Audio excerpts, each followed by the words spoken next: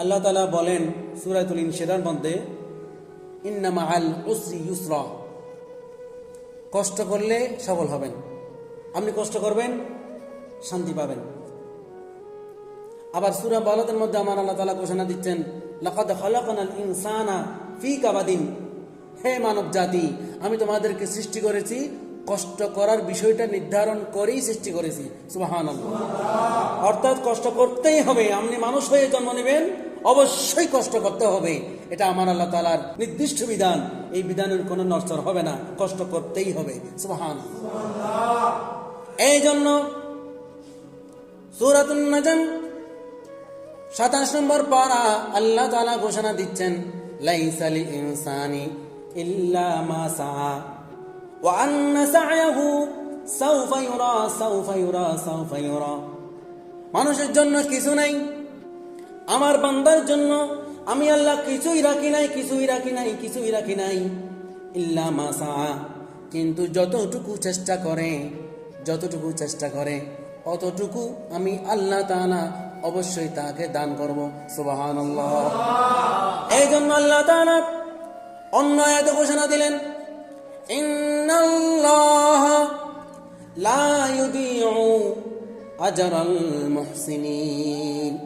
এ আমার বান্দারা, তোমাদের মধ্যে যারা নেক আমল করে, নামাজ পড়ে, রোজা রাখে, হজ করে, যাকাত দেয়, দান সদকা করে, নফল নামাজ পড়ে, কোরআন তেলাওয়াত করে, কাউকে ভালো পরামর্শ দেয়, ইসলামের দিকে আহ্বান করে, ঈমান তাজা করার বাণী পৌঁছায় দেয়, এই ধরনের নেক আমল ভালো কাজ যারা যারা করবে, আমি আল্লাহ ওয়াদা করলাম তার ভালো কাজের প্রতিদান, তার নেক আমলের পুরস্কার আমি আল্লাহ তাআলা কখনোই নষ্ট করব না।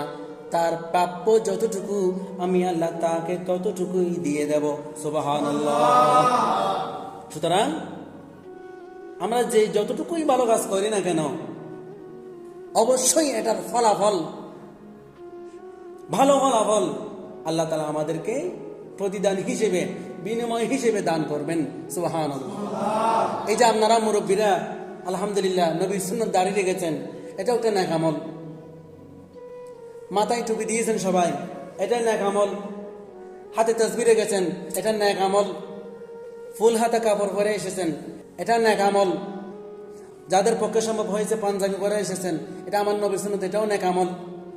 এভাবেই আবার মসজিদে প্রবেশ করার সময় ডান পা দিয়ে ঢুকেছেন, বিসমিল্লাহ আসসালাতু ওয়াসসালামু আলা রাসূলিল্লাহ আল্লাহুম্মা ইফতাহ লি আবওয়াবা রাহমাতিক, যারা পেরেছেন পড়েছেন, এটাও নেক আমল। আসার পরে সুন্দর করে আলোচনা শোনার জন্য সুন্দরভাবে বসে আছেন, ভদ্রতার সাথে, তাজিম নিয়ে, মহব্বত নিয়ে, ভালোবাসা নিয়ে, এটাও নেক আমল। মসজিদে আসার আগে বাড়ি থেকে বের হওয়ার সময় বিসমিল্লাহি তাওয়াক্কালতু আলাল্লাহ বলে বাম পা দিয়ে বের হয়েছেন, নেক আমল। আপনি এখান থেকে বের হওয়ার সময় বাম পা দিয়ে বের হবেন, আল্লাহুম্মা ইন্নী আসআলুকা মিন ফাদলিকা, এটা নেক আমল। আবার হেঁটে হেঁটে যাওয়ার সময় লা ইলাহা ইল্লাল্লাহ লা ইলাহা ইল্লাল্লাহ লা ইলাহা ইল্লাল্লাহ, নেক আমল। যখন উপর থেকে নিচে নামবেন সুবহানাল্লাহ সুবহানাল্লাহ সুবহানাল্লাহ, নেক আমল। আপনি যখন নিচ থেকে উপরের দিকে উঠবেন আল্লাহু আকবার আল্লাহু আকবার আল্লাহু আকবার, নেক আমল। ওই যে দুতলা থেকে নিচতলা নামার সময় সুবহানাল্লাহ, নিচতলা থেকে দুতলা, তিনতলা, চারতলা, পাঁচতলা উঠার সময় আল্লাহু আকবার আল্লাহু আকবার, সমান জায়গায় হাঁটার সময় লা ইলাহা ইল্লাল্লাহ লা ইলাহা ইল্লাল্লাহ লা ইলাহা ইল্লাল্লাহ, এগুলো নেক আমল। ঘরে ঢোকার সময় আয়াতুল কুরসি পড়ে বুকে ফু দিয়ে ডান পা দিয়ে ঘরে প্রবেশ করেছেন, এগুলো নেক আমল। জুমার নামাজ হোক, যে কোনো নামাজ হোক, নামাজ শেষ করার পরে নিজের আপনজনের কবর জিয়ারত করেছেন, করবেন, এগুলো নেক আমল। এবং কারো হক, অধিকার, যার যেটা প্রাপ্য সেটা দিয়ে দেওয়ার চেষ্টা করতেছেন তৌফিক অনুযায়ী, সামর্থ্য অনুযায়ী, এটাও নেক আমল। কারো সাথে মিথ্যা কথা বলতেছেন না, নেক আমল। কারো হক মেরে খাচ্ছেন না, নেক আমল। সুদ খাচ্ছেন না, নেক আমল। ঘুষ খাচ্ছেন না, নেক আমল। দুর্নীতি করছেন না, নেক আমল। মিথ্যা কথা বলছেন না, নেক আমল। কাউকে ভালো পরামর্শ দিচ্ছেন, নেক আমল। কারো বিপদের সময় সহযোগিতা করার জন্য এগিয়ে এসেছেন, নেক আমল। এইভাবে আপনি যখন খেতে বসবেন আমার নবীজির সুন্নাত মোতাবেক খাওয়ার জন্য চেষ্টা করবেন। 3 সুরেতে বসে খাওয়াটা সুন্নাত, দোনা হাঁটু ফেলে এক হাঁটু তোলে এক হাঁটু বসিয়ে, অথবা দোনা হাঁটু তোলে, এইভাবে 3 সুরতে বসে খাওয়াটা সুন্নাত, এটাও নেক আমল। আপনি খাওয়ার সময় বিসমিল্লাহির রহমানির রহিম পড়ে, বিসমিল্লাহ আলা বরকতিল্লাহ পড়ে আপনার সর্বপ্রথম যেটা খাবেন লবণ, একটু করে লবণ খাবেন খাওয়ার আগে, এবং খাওয়ার পরে আরেকটু লবণ খাবেন, এটা নবীজির সুন্নাত। এগুলো নেক আমল। পানি খাওয়ার সময় দেখে খাবেন, বসে খাবেন, 3 বার খাবেন, 3 টুকে খাবেন, এগুলো সুন্নাত, নেক আমল। এই যে এতগুলো নেক আমলের কথা বলে ফেললাম, আমার আল্লাহ তাআলা ঘোষণা দিচ্ছেন, ইন্নাল্লাহা লা ইউদিউ আজরাল মুহসিনিন। নেক আমল যারাই করবে, যতটুকু করবে, আমি আল্লাহ ওয়াদা করলাম, ঘোষণা দিলাম, প্রত্যেকটা নেক আমলের প্রতিদান আমি আল্লাহ নিজ হাতে দেব। সুবহানাল্লাহ। ওগুলো নষ্ট করা হবে না। সুবহানাল্লাহ। সালাতুন ইয়া রাসূলুল্লাহ আলাইকুম সালাম ইয়া হাবিবাল্লাহ আলাইকুম ওয়া ইযা তুলিয়াত আলাইহিম আয়াতুহু যাদাতুহুম ঈমানাও ওয়া আলা রাব্বিহিম ইয়াতাওয়াক্কালুন। যারা ঈমানদার, যারা মুমিন, আল্লাহ তাআলার নেক বান্দা, আল্লাহ তাআলার মকবুল বান্দা, প্রিয় বান্দা, যাদের ঈমান আছে, যারা ঈমানওয়ালা বান্দা, আমার আল্লাহ তাআলা ঘোষণা দিচ্ছেন, ওয়া ইযা তুলিয়াত আলাইহিম আয়াতুহু। ঈমানদারের সামনে যখন কোরআনের কথা বলা হয়, কোরআনের আলোচনা করা হয়, কোরআন তেলাওয়াত করা হয়, যাদাতুহুম ঈমানা, তাদের ঈমান বৃদ্ধি পেয়ে যায়। সুবহানাল্লাহ। ওয়া আলা রাব্বিহিম ইয়াতাওয়াক্কালুন। তারা একমাত্র আল্লাহ তাআলার উপর ভরসা করে নির্ভরশীল হয়ে যায়। সুবহানাল্লাহ। কোরআনের কথা বললে, কোরআনের আলোচনা করলে মুনাফিকরা নাক ছিটকায়। কোরআনের কথা বললে নিজের গায়ে লাগলেও খুশি হয়ে যায় যারা ঈমানদার। আর যারা কোরআনের কথা শুনে নাক ছিটকায়, আলেমের দুষদনা, হুজুরের দুষদনা নিয়ে ব্যস্ত হয়ে যায়, আল্লাহর ভাষায়, আল্লাহর ফতোয়ায়, আল্লাহর ঘোষণায়, তারা মুনাফিক, তারা ঈমানদার নয়। চিৎকার দিন নাউযুবিল্লাহ। এই যে আয়াতটা তেলাওয়াত করেছি, এই আয়াতের মধ্যে বলা হচ্ছে, ওয়া ইযা তুলিয়াত আলাইহিম আয়াতু যাদাতুহুম ঈমানাও ওয়া আলা রাব্বিহিম ইয়াতাওয়াক্কালুন।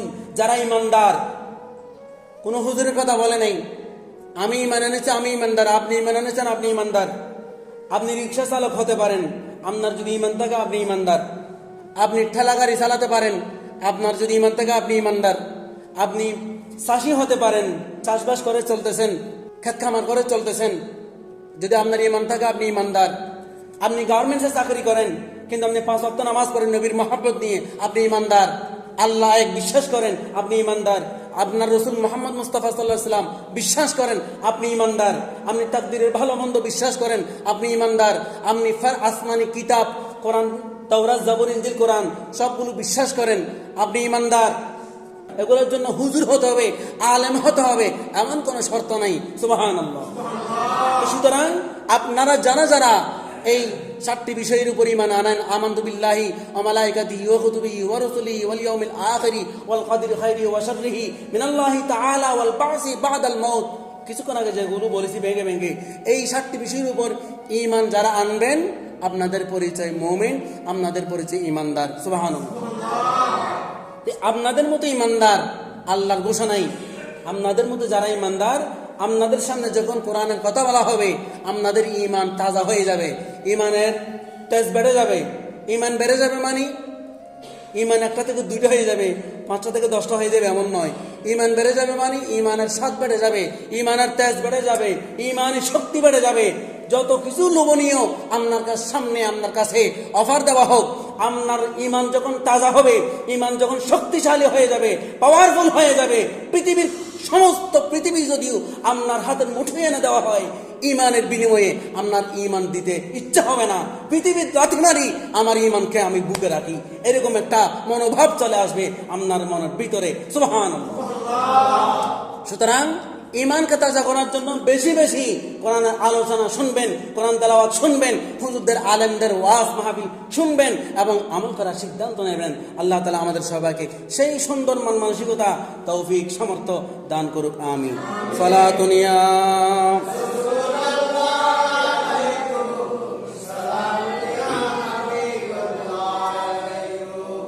আমরা নেক আমল করব না কেন? আমরা ভালো কাজ করব না কেন?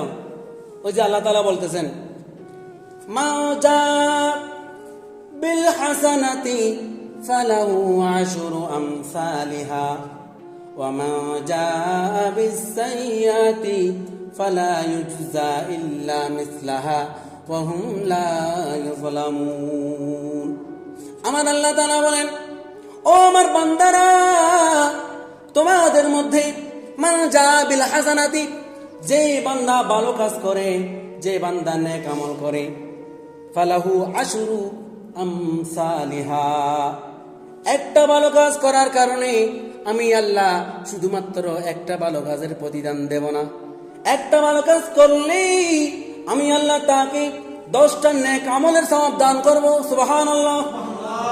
মান জা বিল হাসানাতি ফালাহু আশরু আমসালিহা, একটা ভালো কাজ করলে 10টা পুরস্কার দিবেন। ওয়া মান জা বিস সাইয়্যাতি ফালা ইউজজা ইল্লা মিসলাহা, আর আমার কোনো বান্দা যদি একটা খারাপ কাজ করে, তাকে একটার জন্য, একটা খারাপ কাজের জন্য 10টা গুনাহ দেব না, একটা খারাপ কাজের জন্য শুধু একটাই গুনাহ দেব। সুবহানাল্লাহ। আমার আল্লাহ কত বড় রহমান, কত বড় দয়াবান, মেহেরবান।